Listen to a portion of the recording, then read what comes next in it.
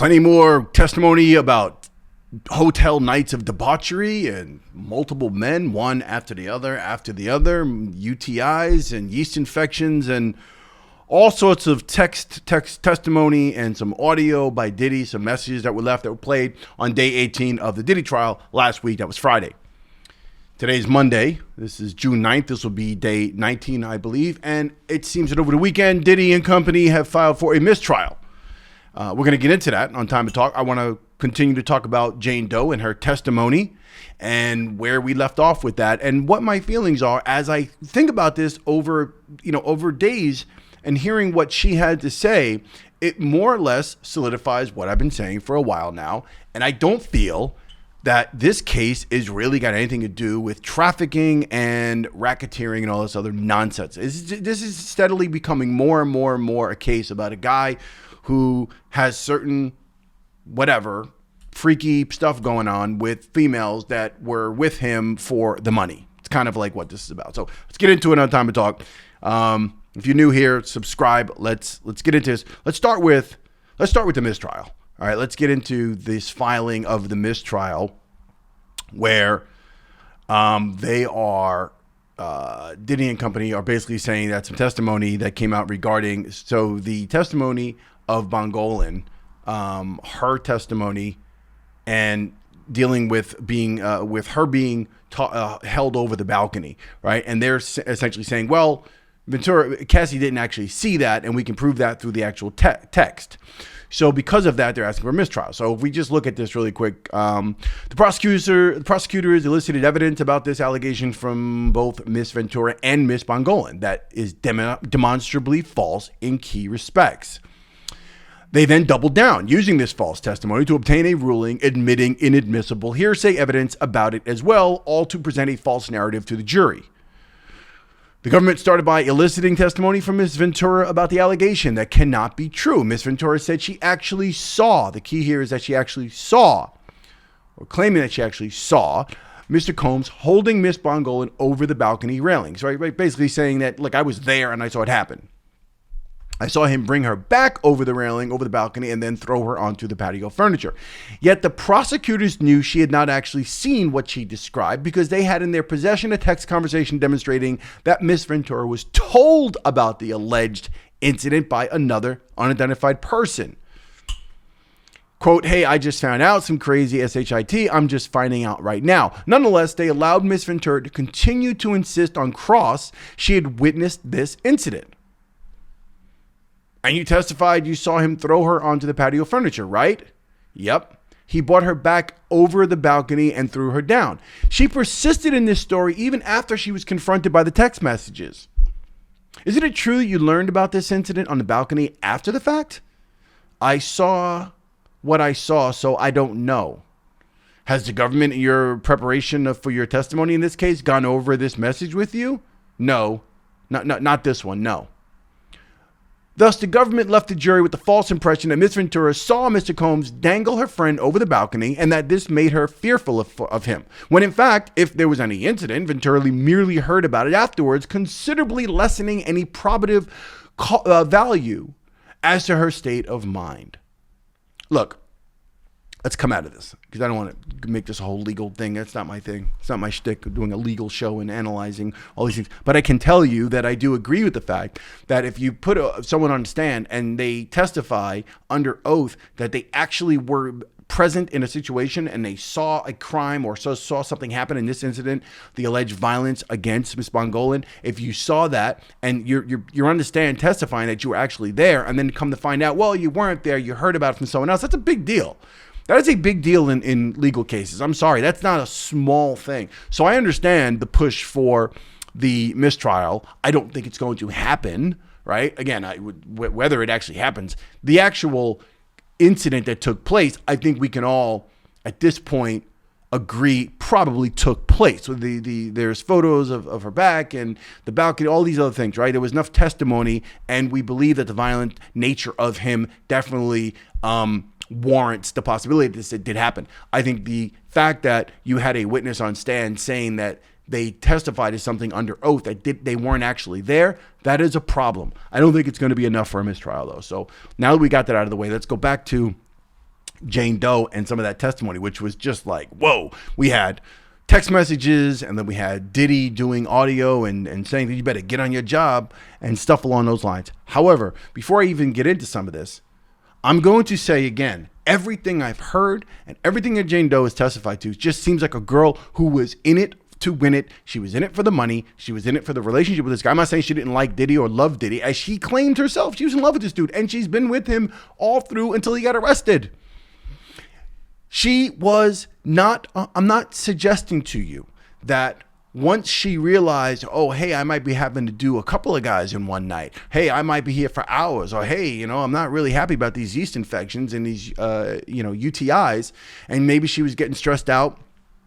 And perhaps, excuse me, perhaps she was, certainly jealous over Diddy being with other women while she was kind of doing her thing in the hotel, the nights of debauchery, the freak offs, aka freak offs, what they call hotel nights of debauchery, hotel nights.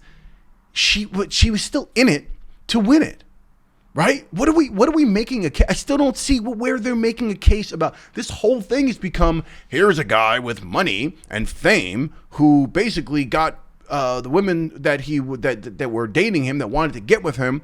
He was, offering, paying their rent and doing things for them, and they were hanging in there and they wanted their rent paid. She was asked for $15,000. She got $10,000, which she put towards an apartment because she wanted a $10,000 a month apartment for her and her son. She was getting money from her baby daddy, which we know who that is, in child support. This is not a situation. Again, I've said this on my channel. I'm going to repeat it, especially after all this testimony. Yeah, she was stressed out. What did she want, really? She wanted to feel as if she belonged to, in other words, that they were in this relationship. In other words, not just these nights at the hotel. I want more. I want to do this with you. I want to do that with you. Turks and Caicos. And, if another woman is spending time with you, I'm jealous, right? So think of it like this. If Diddy had spent weekends with her outside of the actual nights of debauchery and was giving her all the things she wanted, in addition to whatever bags and whatever money she was getting, plus her rent paid and all that other stuff in her luxury condo, she'd be perfectly fine with the freak-offs. The nights of debauchery, she'd have been fine with 2-3 men going through her. In other words, as long as afterwards we cuddle and we hang out at your place and make grilled cheese sandwiches at 2 a.m, like, I'm all good with all this stuff, because that's what it sounds like to me. And I don't see the legal case for suggesting that any guy with that much financial resources who gets with a woman who's down for like a good time, but just is so in love with you and is in love with the life and the money, and so she basically hangs around you, I don't see that as being a crime. That's not a crime. There's no threats of, I'm going to do this to you. The Cassie incident, we can all say, well, there were evidence. There's video evidence that we have on hard drive or wherever it is, on iPads, wherever, that I can ruin you and I could do this and we'll send this to your mother. Yeah, we could debate that and say, well, she should have left. Oh, but she couldn't because she was being blackmailed and she was being held under his thumb, and therefore she couldn't go. This Jane Doe woman couldn't. We don't have any of that. We have a woman that's consistently professing her love for this guy and jealousy if he's with other women, and hanging in there for the money and wanting more. Just that, well, hey, I don't mind doing these things. I want to please you. This is what he wanted, so I wanted to make him happy. That is a decision that she made as a woman. Period. That is not a situation of, oh my God, my life's in danger, I better do what he tells me to do. Nonsense. And this idea of trafficking, I'm still just confused how anyone is looking at this. And, you turn on CNN and watch Laura Coates' journalistic self, okay? You watch these fake journalists and these people, especially women, who instantly make this, oh my God, it's just bad, it's trafficking, well, we can make the case. Here's my problem. If you have to try to make the case on small details that could make it a racketeering or a sex trafficking case, if you got to try to figure out, well, that one little thing, it will definitely give the prosecution their case. If that's what you got to do, then you don't really have a case. You should have a pretty clear, defined case, and something should be able to be made without having to stretch it and somehow bend it to your will. In other words, we're going to figure out a way to make it a trafficking. We'll figure out a way to make it racketeering. The idea that there were, ecstasy or weed or take your pick. Somebody saying, hey, we're going to go to the hotel and have a freaky night. Let's get high. Like, that's not a crime. That's not a crime. They're stretching everything to say, well, because she picked up I'm just going to use weed. I'm just saying that. I'm sure there's other drugs involved here. But she wasn't moving kilos of cocaine through the city and doing all this wild stuff in the interest of, making money and profiting. It was like, oh, hey, baby oil. Let's get some condoms. Let's get this. Hey, let's get a couple of SEX toys. Let's stop over at whatever. Let's go get this. Let's go to the Pussycat boutique, whatever it's called. Let's get high. Hey, you want to get a little high before we that's a crime? None of this is a crime. None of this is a crime. It continues to be a case about a guy who basically, like plenty of other rich and powerful men, have had women try to get with them and women fall in love with them for maybe their personality. Maybe Diddy is a charming dude, on top of the fact that they're providing them with resources that these women wanted. That's not a crime. None of this is a crime. We go through this, she got sick after throwing up. Now, again, to make it clear, as I always do in these videos, Diddy being a scumbag of a person, yeah, he's a wild guy. I'm not judging his actual, what he's into, but the way he does things and kind of like, I would find him to be a bit, whatever. But a lot of these things, she's throwing up and she's got, yeast infections and all these things. Multiple men are going through her and she's kind of just like hanging in there because she wants to please him. At no point was she like, you know what, I'm done. Why? Why was she not done? Why do we instantly take the side that it must have been coerced and she was threatened and poor her, she's a victim, and Stockholm Syndrome and every other psychological thing we can come up with to defend a woman using a man for the money and for the rent? Just like he was using her for like, oh, hey, she's pretty down ass. I'll have fun with her. And she's down for it. She used him too. It goes both ways. It's a two-way street. It's a two-way street. I need a breather and a break, she said. This doesn't make me feel good at all. And again, prosecution and everyone else speculating on this and commenting on this are saying that because she said, I need a breather or I need a break or, oh, I really want to be with you, in more ways than one, that means that it's him exercising control over her, or the fact that he would not, if he didn't pay her rent, that somehow that means that's control. You could be a regular guy making $100,000 a year and date a woman who was broke or not making as much, or is enjoying the fact that you're taking her to fine dinners in New York City and you're spending all this time in very high-end luxury clubs and hotels, and maybe you're taking her out and spending time with her, and then suddenly you kind of just get bored with her and you're no longer really interested in her, right? Or take your pick. Okay. And all of a sudden you're like, yeah, I'm not kind of really feeling anymore because you complain too much, or I don't like the way you slurp your cereal in the morning. Right. And then all of a sudden she decides, well, I'm going to stop slurping because I want to stay with this guy. I'm trying to keep this dude. This dude took me to Turks and Caicos. He took me to Bali last month and blah, blah, blah. Girl, he got me some new bags. I ain't trying to go. He paying the rent.